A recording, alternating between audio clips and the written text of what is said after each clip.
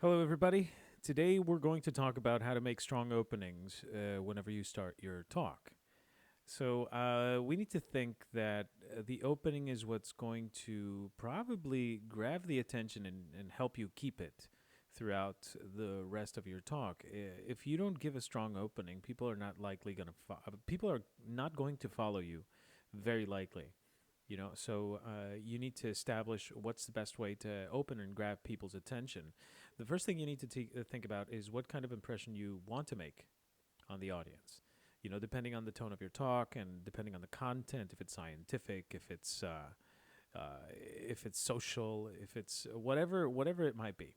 If you want to grab people's attention to end with a question, etc., you have to have all of these factors in. You have to consider all of these factors in whenever you start your talk. It's a very grouped together situation. You have to consider all these factors.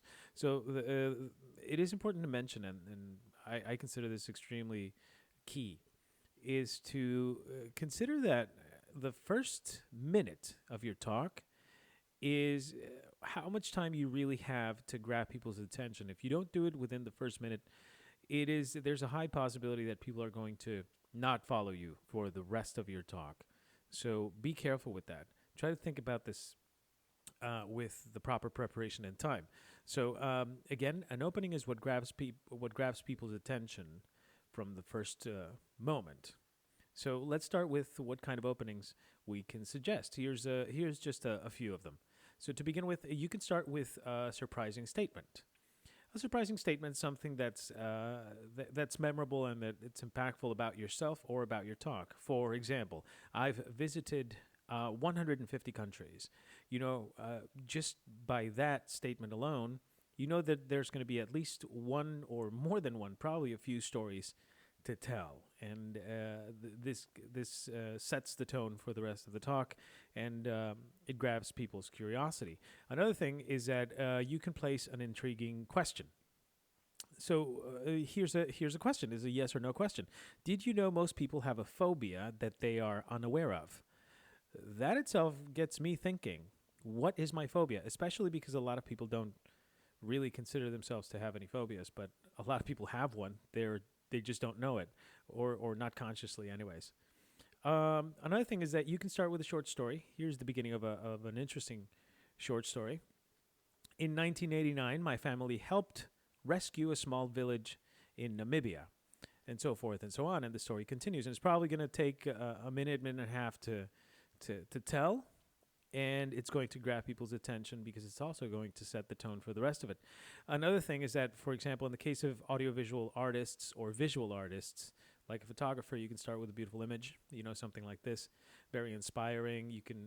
It starts grabbing your attention, making you think where this picture comes from, how it was taken, what's the story behind it. Now, I'm going to recommend 4 ways in which you can start strong, start a talk very, very strongly. So the first one is you can deliver some degree of drama. Okay, deliver a dose of drama. Here's an example. There's a comedian with cerebral palsy called Maysoon Zayid. She suffers from cerebral palsy because there was a medical negligence when she was born. And this is her opening statement. She said, "I am not drunk, but the doctor who delivered me was." Right there is a strong story to tell. And she goes on about this and about her life and about what it means and what it means to be funny, especially intentionally when you have a medical condition like cerebral palsy. Now, another interesting statement is Jamie Oliver, who is a British chef and activist. He says, sadly, in the next 18 minutes, 4 Americans that are alive will be dead through the food they eat. That's a very imposing thing. I mean, if you think about it, 4 people are going to die within the next 18 minutes. That's a strong thing. That also grabs your attention, especially because you know that this man knows what he's talking about, specifically with food. Now, Zach Ibrahim, he is an American author, and he tells a very personal story. He says, on November 5th, 1990, a man named El Sayed Nosair walked into a hotel in Manhattan and assassinated Rabbi Meir Kahan. El Sayed Nosair was my father. So, boom, you have a very strong story to tell right there from the get go. The second way in which you can start strong is by igniting curiosity. How do you do that? Well, here's an example. Ed Young, he speaks about parasites. Now, this caught my attention. He talks about how parasites work with shrimp. This is a very specific parasite that lives in a shrimp's brain. Now, the first thing they do is that they control the shrimp's brain, which basically they control the shrimp. It's like they turn the shrimp into a zombie. Now, what they do is that when the parasites invade the brain of the shrimp, they make a shrimp group together. After they group together, they make the shrimp become visible to flamingos, which flamingos are the natural predators of shrimp. Then the flamingos eat the shrimp. Then the parasites go into the flamingo's stomach, and finally, the life cycle of the parasite continues because the parasite needs to be in the flamingo's digestive system to survive. Right there, I'm very curious about what's next. What's this guy going to talk about next? Now, you can also present a question, to spark curiosity, but you have to do it the right way. There is a possibility of doing it wrong. And here's an example of what can go wrong, or a wrong way to put it. How do we build a better future for all? This is a very generic, kind of a cliche question, so this is actually downright boring. I wouldn't go this way. Here's a better way to do it. How did this 14-year-old girl with less than $200 in her bank account give her whole town a giant leap into the future? Now, this is a lot better. You're presenting a question. You're also generating a bit of intrigue, by what's the story behind this young girl and what did she do? So there's a question to think about. The third way of starting a strong talk is to show a compelling slide or a video or an object or something like that. There's the case of this designer called Elora Hardy. She said, when I was 9 years old, my mom asked me what I would want my house to look like, and I drew this fairy mushroom, and she gave this to her mother. The surprising thing is that her mother actually built it, and this is what it ended up looking like. That's amazing. So this is something that completely changed her life, and this image itself is very, very compelling. Now, here are a few expressions that you can use to present an image, a video, or an object. So this is how you present it before you actually show the visual backup you're going to have. So the first thing is the image you're about to see changed my life. Right there. You're starting, you're preparing, you're making people be curious about something you're about to show. Next. I'm going to present a video that at first viewing may seem impossible. There you go. Next one. Until 2.5 months ago, no human had cast eyes on this object. That's quite amazing. You're about to see something that has been seen only by a few people and for a very short period of time. So right there on its own is pretty amazing. The last one, you should tease, but you shouldn't give everything away.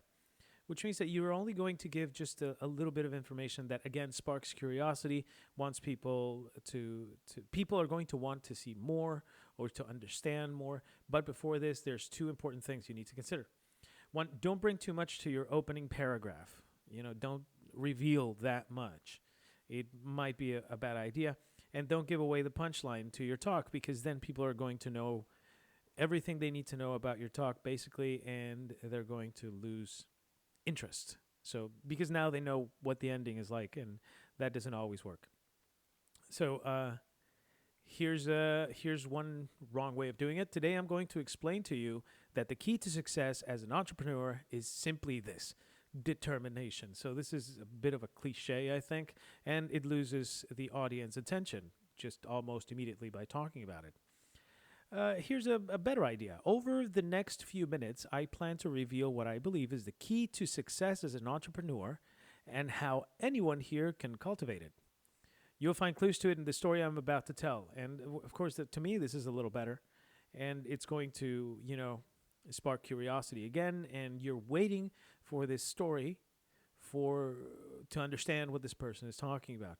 Now, here's a historical thing that I really like. Steven Spielberg didn't show the shark until half of the movie, until halfway through the movie. Everybody knew, thanks to the poster, that the shark was coming, but he didn't show it. He had you holding on, so you had to see at least half of the movie to be really into it, and that itself is a good tool to use.